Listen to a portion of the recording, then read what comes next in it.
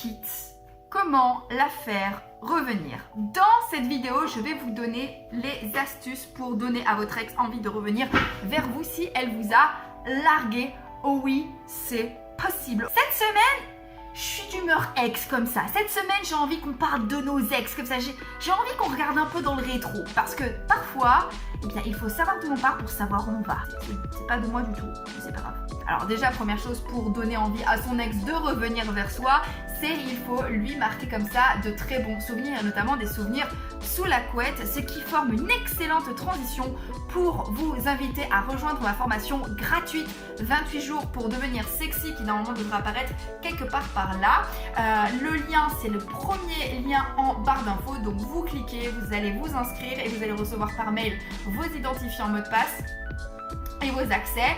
Voilà, et c'est le premier lien qui est en barre d'infos, sinon ce sera le lien qui sera en commentaire épinglé. C'est une formation pour apprendre donc à devenir plus sexy. Ceci dit, on va pouvoir entrer dans le vif du sujet. Alors pourquoi est-ce que j'ai eu envie de faire cette vidéo? Parce que dans les vidéos précédentes, j'évoquais un certain Stéphane qui était mon ex. Sauf que Stéphane, quand on a rompu, lorsque j'ai décidé de le larguer, a fait tout ce qu'il fallait pas faire. Ouais, du coup il y a un faux raccord au niveau des cheveux, mais on s'en fout. Et donc ce Stéphane, lorsque je l'ai quitté, a fait exactement tout ce qu'il ne fallait pas faire. Il faut comprendre une chose, c'est que lorsqu'une fille vous quitte, la décision est déjà assez compliquée en soi. C'est-à-dire qu'elle-même déjà, elle peut-être doute d'elle-même et elle n'est pas à 100% sûre d'avoir fait le bon choix en vous larguant. Conséquence de quoi, la moindre erreur que vous allez faire, pour se rassurer, il y a un phénomène psychologique qui va se mettre en place qui va être le biais de confirmation. C'est-à-dire que toutes les erreurs que vous allez faire, elle va les interpréter comme des preuves ultimes qu'elle a bien fait. Pour revenir à mon ex Stéphane, quand on s'est quitté, donc bien évidemment, il m'a présenté ses excuses pour la manière dont ça s'était fini. Ok, mais ça ne servait à rien s'il me rappelait quelques heures plus tard pour me dire que j'étais la pire des On va essayer de pas se faire démonétiser. En gros, il m'appelait à 3h du matin pour me traiter de tous les noms, pour me rappeler à 4h du matin en pleurant pour me dire qu'il était désolé, qu'il m'aimait, qu'il voulait se remettre avec moi. Il a fait exactement ce qu'il ne fallait pas faire. Pourquoi? Parce que rompre avec quelqu'un, c'est déjà très très compliqué. Et en fait, lorsque vous vous comportez de manière inadéquate après une rupture, eh bien, vous confortez tout simplement votre ex dans l'idée qu'elle a bien fait. Et c'est exactement ce que j'ai ressenti à l'époque avec Stéphane. Son comportement était vraiment irrationnel et clairement, je lui ai dit, ta réaction maintenant lors de notre rupture me prouve que j'ai vraiment bien fait de te quitter. C'est vraiment avec ça que je suis sortie. Oh mon Dieu. Et pire, non seulement son comportement m'a rassurée sur le fait que j'avais bien fait de le quitter, mais m'a carrément fait regretter d'être sortie avec lui. Oh my god. Du coup, qu'est-ce qu'on fait? Eh bien, c'est ce que nous allons voir aujourd'hui ensemble.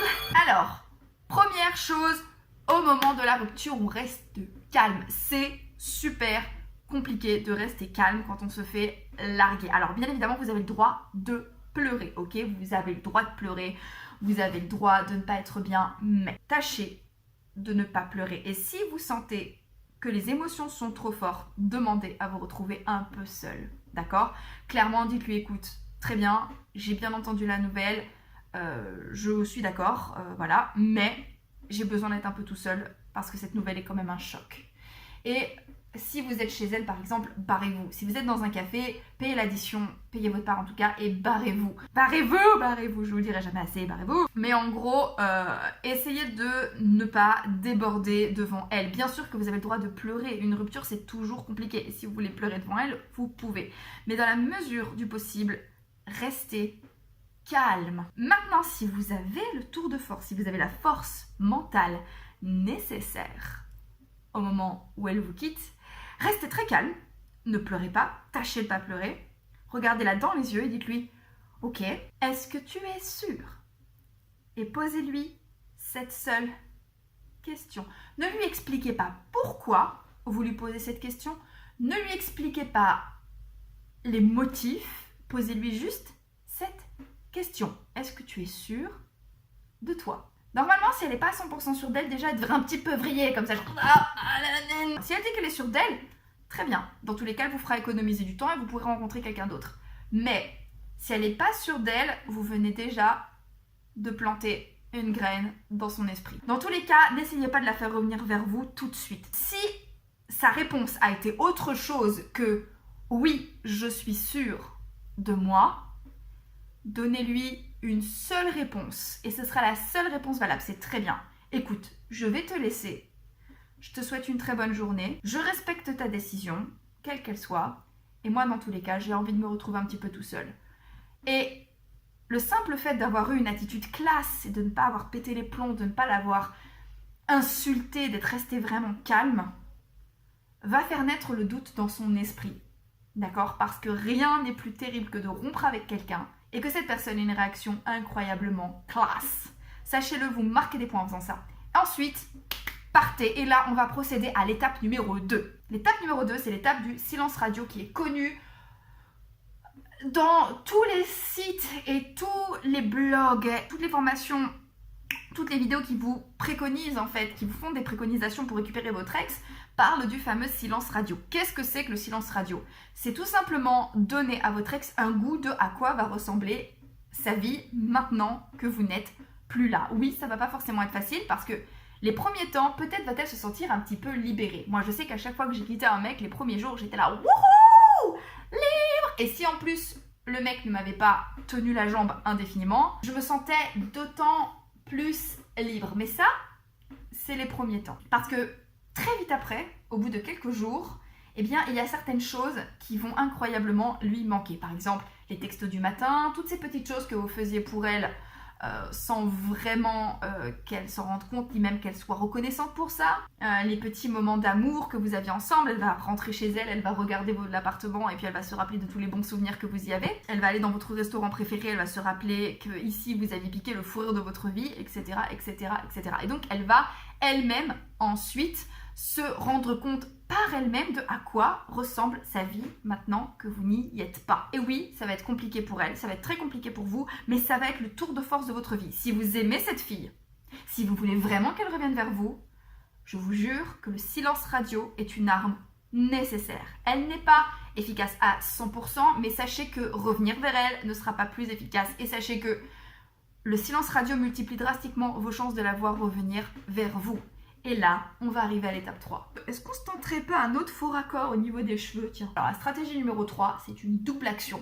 Parce que non seulement tu laisses la nostalgie et le principe de réalité faire son œuvre, mais en plus de ça, toi, dans ton côté, tu montes en valeur. Alors, en amont, il faut avoir déjà identifié les raisons pour lesquelles elle a voulu partir, que ce soit pour quelqu'un d'autre, que ce soit parce qu'il y avait des défauts chez vous qui ne tenaient plus ou qu'elle ne pouvait plus gérer, ou alors simplement parce que vous ne vous correspondiez pas. Alors, la raison pour laquelle je vous en parle pas trop et la raison pour laquelle je vous invite à pas trop d'abord vous intéresser à ça dans les premiers temps, c'est parce que quelles que soient les raisons qu'elle va invoquer pour vous quitter, il y a malgré tout de grandes chances pour qu'elle vous mente, d'accord? Peut-être elle-même ne sait-elle pas pourquoi est-ce qu'elle vous a quitté, peut-être qu'elle va vous dire que votre relation s'est essoufflée et qu'en réalité elle a rencontré quelqu'un d'autre, et il y a de très grandes chances pour qu'elle ne vous dise pas la vérité. La vérité, vous l'aurez au bout du compte. La vérité, vous l'aurez en réalité quand elle reviendra vers vous et qu'il faudra discuter à l'éventualité de revenir ensemble. À ce moment-là, oui, vous aurez la réalité et vous saurez exactement pourquoi est-ce qu'elle est partie. Et là, vous pourrez travailler à essayer de réparer votre couple. Mais d'abord, vous laissez le principe de réalité et la nostalgie faire. Je m'explique. Le principe de réalité, c'est que lorsque l'on est en couple, on a l'impression que le célibat, c'est la porte ouverte à un champ de mecs super beaux gosses ou de meufs super bonnes à perte de vue. La réalité des faits, c'est que être célibataire, c'est aussi beaucoup être confronté à la solitude. Sauf si vous avez travaillé avec moi et à ce moment-là, vous savez ce que c'est que d'être dans la romance amoureuse. Et également la nostalgie. Alors, qu'est-ce que c'est que le phénomène de nostalgie? Eh bien, c'est quand les mauvais souvenirs d'une expérience s'effacent et ne laissent place qu'aux bons souvenirs. En général, la nostalgie est délestée des mauvais côtés d'une expérience. Et donc, les deux, donc le principe de réalité, à savoir, bah non, en fait, être célibataire, ce n'est pas tomber, ce n'est pas rencontrer 3 Jake Gyllenhaal ou 3 Ryan Gosling par jour. Et d'un autre côté, eh ben, la nostalgie, c'est que vous étiez quand même quelqu'un de super. Et en plus, si vous êtes parti proprement, vous avez laissé un souvenir doux amer dans sa tête. Et par conséquent, qu'est-ce qui va se passer? Elle va vous recontacter. Et si elle vous recontacte, vous allez pouvoir lui poser la véritable question, pourquoi est-ce que tu es parti? Et là, elle va vous donner les véritables raisons pour lesquelles elle est partie. Et là, vous allez pouvoir passer à l'étape suivante, que j'appelle également l'étape Emmanuel Noir. Tu devrais venir voir. Ah, quel talent cet Emmanuel! Alors quand je dis faire une Emmanuel Moir, ce que je veux dire c'est en gros monter en valeur dans votre coin, d'accord? Si vous aviez déjà identifié les raisons pour lesquelles c'est terminé, ne lui dites pas à quel point est-ce que vous avez tout arrangé, tout changé, à quel point vous n'allez pas tout refaire. Non, mais attendez qu'elle revienne vers vous pour lui montrer en réalité.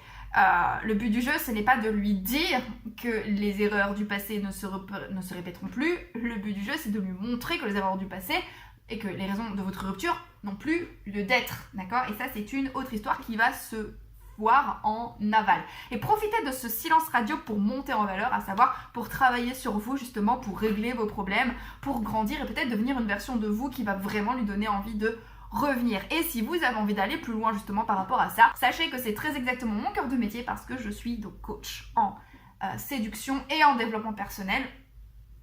Et donc, je peux, moi, vous accompagner en coaching pour devenir cette version de vous qui va donner à votre ex l'envie de revenir. Et si c'est le cas, vous pouvez m'écrire directement à bonjour@lulamoralescoaching.com.